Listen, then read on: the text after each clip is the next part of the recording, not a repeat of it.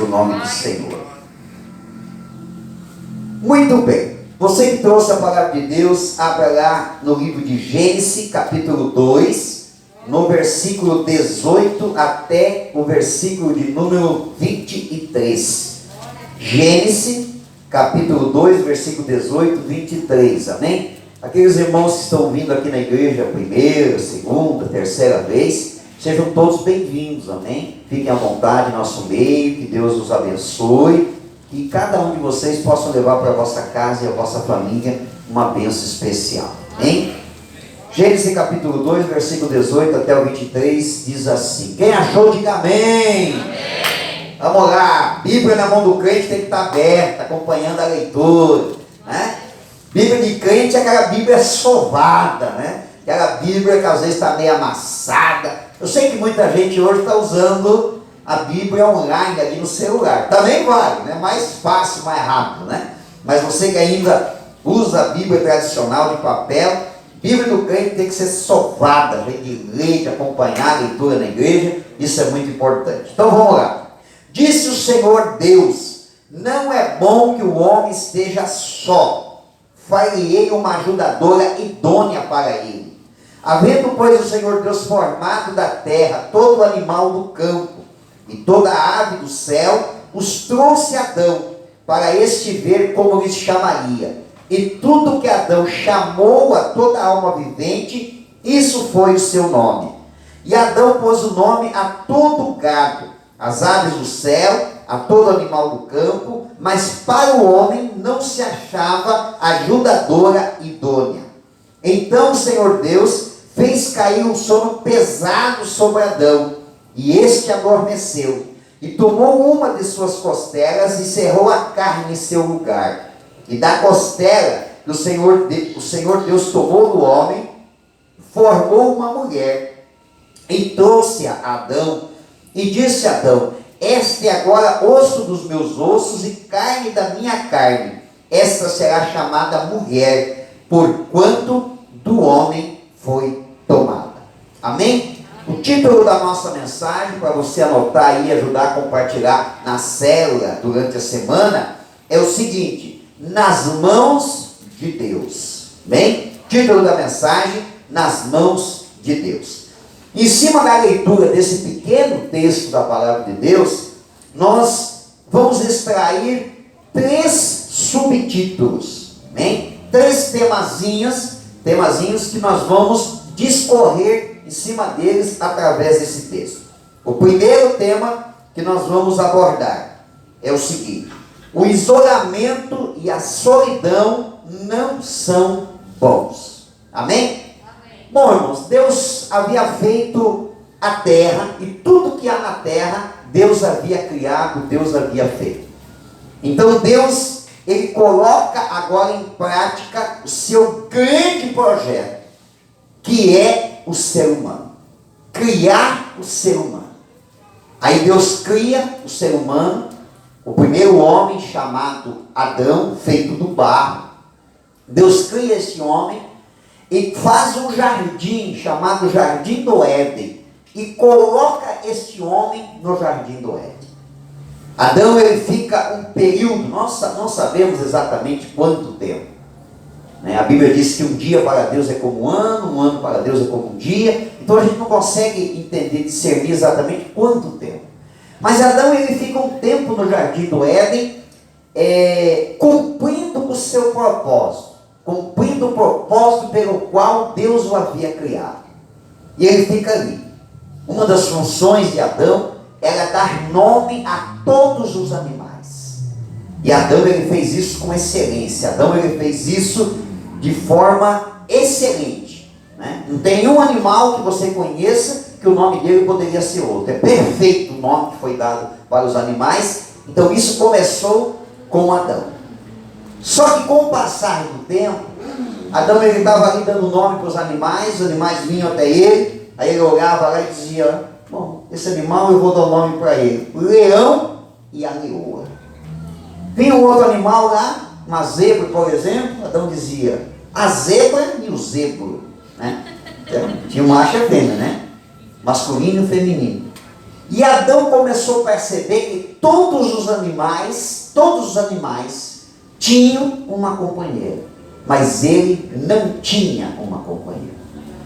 E isso começou a despertar em Adão o interesse de ter uma companheira. E ele começou a procurar no jardim do Éden uma companheira.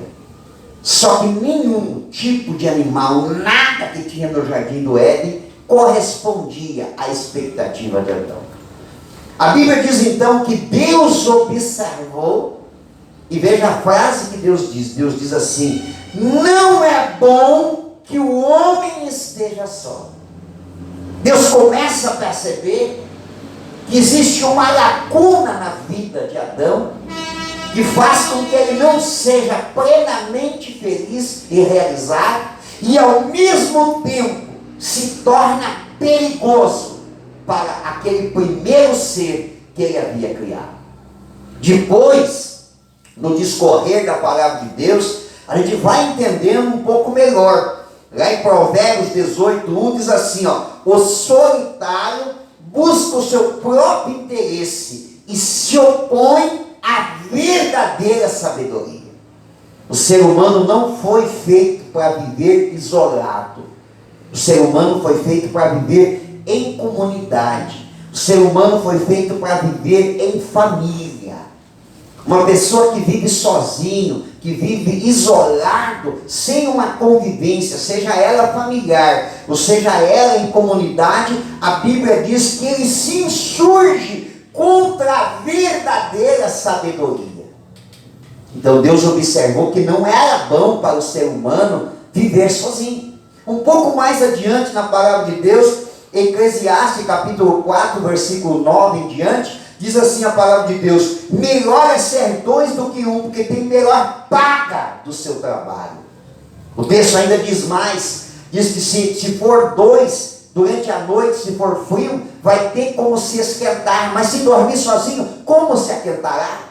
A Bíblia diz mais, diz que se for dois e um tropeçar, sempre tem alguém para ajudar. E nós sabemos que isso é uma realidade, quando nós temos alguém do nosso lado, nos ajudando na nossa caminhada, seja a nossa caminhada familiar, social, financeira, profissional, mas acima de tudo, a caminhada espiritual.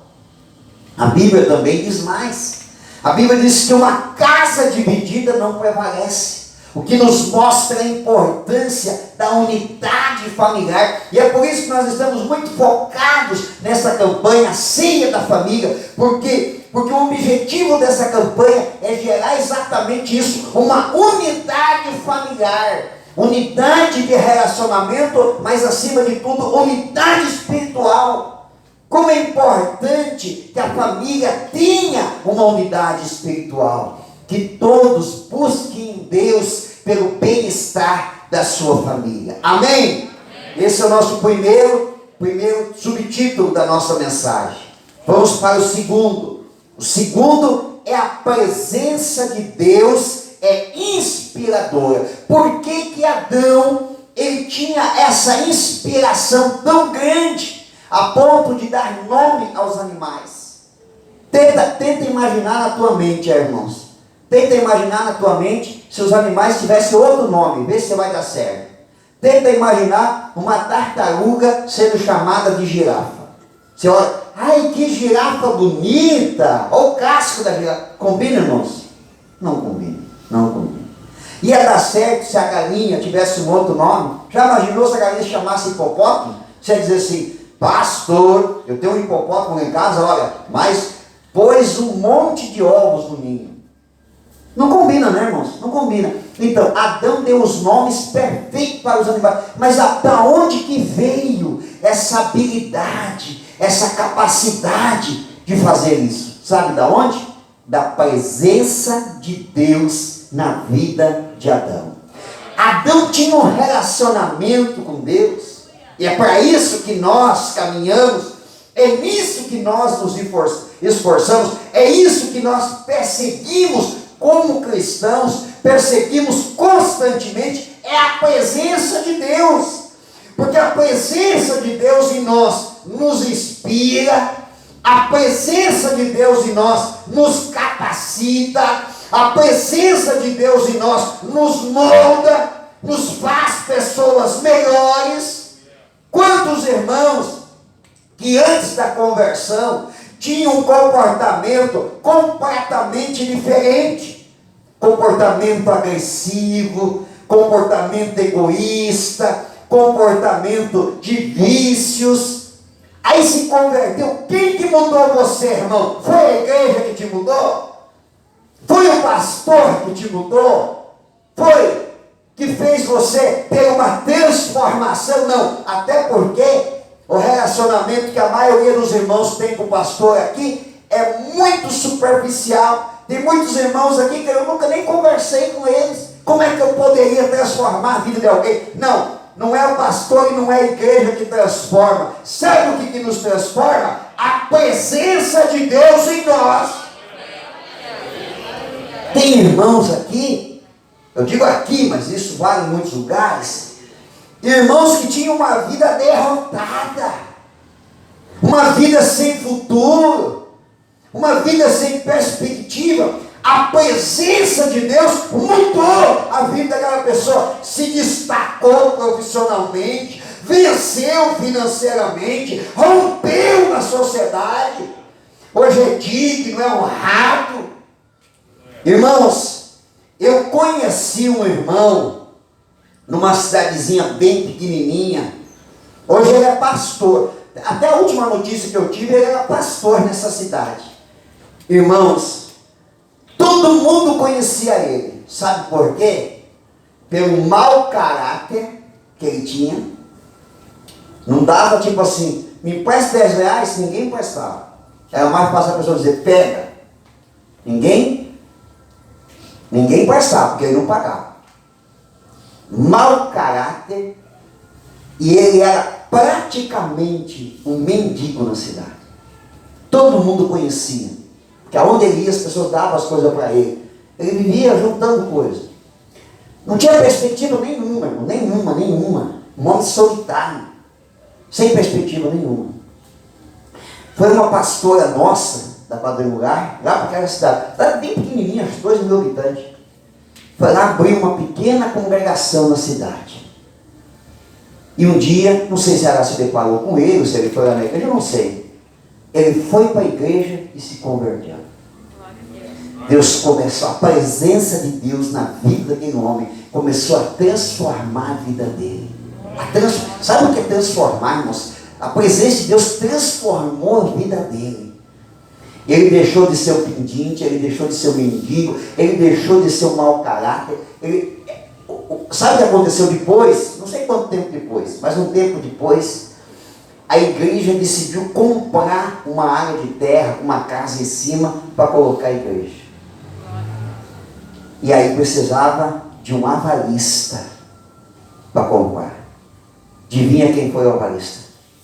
Foi ele. O dono do imóvel disse assim, ó, se fulano vai assinar, não precisa nem penhora de bens, até vocês terminarem de pagar. Porque a transformação da vida dele aqui na cidade é notória por todo mundo. O que a igreja fez por ele é extraordinário. Não foi a igreja, irmãos. Foi a presença de Deus na vida dele. Adão tinha isso por causa da presença de Deus. É isso que a gente persegue, é isso que a gente vai atrás, irmão. A presença de Deus. Nós não somos nada. Nós não somos nada. O ser humano é pó, irmão. Nós viemos do pó. Nós não somos nada. Mas com a presença de Deus, nós podemos dizer que somos mais do que vencedores em Cristo Jesus. Aleluia. Você é esse vencedor.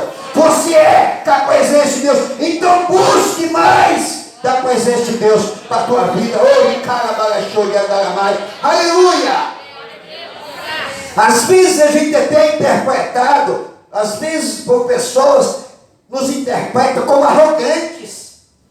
Mas é arrogante esse irmão, mas é arrogante esse pastor. Não, irmão, não é arrogância. Não é. É fé. É confiança e é conhecimento de um Deus que tem poder de transformar. Tem poder de transformar. Eu sei quem eu era no passado. Eu sei a transformação, o que a presença de Deus fez com a minha vida, como a presença de Deus mudou a minha vida. Então não é prepotência e arrogância, é por fé. Por fé. Eu aprendi, irmãos, eu aprendi. A minha esposa sempre teve isso com ela, porque ela já é de berço, né? Então ela já sempre teve a presença de Deus na vida dela. Então isso eu sempre vi nela. Mas eu, ao longo do tempo, eu fui assimilando, entendendo e aprendendo. Para a minha vida sempre o melhor. Sempre o melhor. Deus tem sempre o melhor para nós. Deus não quer mais ou menos. Deus tem sempre o melhor. Eu posso viver, eu posso estar vivendo por um instante, com alguma dificuldade, sabendo enfrentar uma situação difícil, mas eu nunca vou tirar os meus olhos do melhor. Porque o que Deus tem para a minha vida é o melhor. Na família, nas finanças, na saúde e na vida espiritual. Deus tem o melhor para você em nome de Jesus. Amém? Olha para esse irmão que está perto de você e diz para ele assim: Deus tem o melhor para você, irmão. Não é mais ou menos, não, é o melhor. Deus, mas fala o melhor assim com bastante decisão. Diga: Deus tem o melhor para você, irmão. Aleluia. Aleluia, aleluia. Oh, glória a Deus. Vamos para o terceiro e último subtítulo. Esse aqui é o melhor de todos. É o mais legal de todos. Quer ver? Esse é mais comprido. O pessoal está anotando aí, presta atenção para anotar. Um pouquinho nosso, nas mãos de Deus, se transforma em um grande milagre. Vou repetir. Um pouquinho nosso, nas mãos de Deus, se transforma em um grande milagre. Quando Deus criou a terra, irmãos, a terra, o universo, tudo que existia antes de fazer o homem, Deus criou apenas com o poder da sua voz. Por exemplo, as estrelas. São milhares de milhões de estrelas e planetas e galáxias que existem, né? Outro dia alguém perguntou para mim assim: pastor, o senhor acredita que existem outras galáxias? Eu falei: não é uma questão de acreditar, é uma questão de não duvidar. Por quê? A Bíblia não diz nem que sim, nem que não. Certo? Quem conhece os desígnios de Deus, né? Então não é uma questão de acreditar a ponto disso tomar conta dos meus pensamentos. De eu ficar ali como tem gente que fica ali, né? Querem porque querem para passar, né? Com as espaçonaves, para saber se existe vida em outro lugar. Não tem essa preocupação se tem ou não tem. Mas também não desacredite. Não sei que existe na outra galáxia. Pode ser que exista. Quem sabe que Deus tem um outro projeto lá. Não sei. Porque eu creio que tudo que foi feito foi Deus que fez. Como é que Deus fez as milhares e milhões de estrelas que existem? Está na Bíblia, lá em Salmo, está assim. Ó. Deus pegou e pronto. Já existiu tudo. Com o sopro de Deus foram criadas todas as estrelas, diz a Bíblia. Amém? Como é que Deus criou a terra, criou as plantas? Disse Deus e isso aconteceu. Foram criados. Até a hora de criar o homem. O que disse Deus na hora de fazer o homem? Disse assim Deus: façamos o homem à nossa imagem e semelhança. Quem é as pessoas envolvidas nessa frase no plural usada por Deus? Porque Deus não disse assim: eu vou fazer. Ele disse: façamos. Quem está envolvido nessa frase plural? 3 pessoas em um elemento. Quem são as 3 pessoas? Pai, Filho, Espírito Santo. Qual é o elemento envolvido? A terra. Deus disse assim: nós, Pai, Filho e Espírito Santo, vamos dar vida a um ser, mas queremos a participação da terra para formar o ser humano.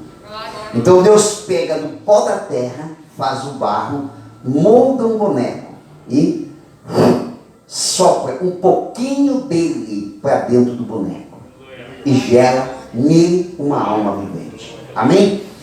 A partir desse momento, gera-se no mundo espiritual um novo princípio do milagre de Deus. a participação do ser humano nos milagres de Deus.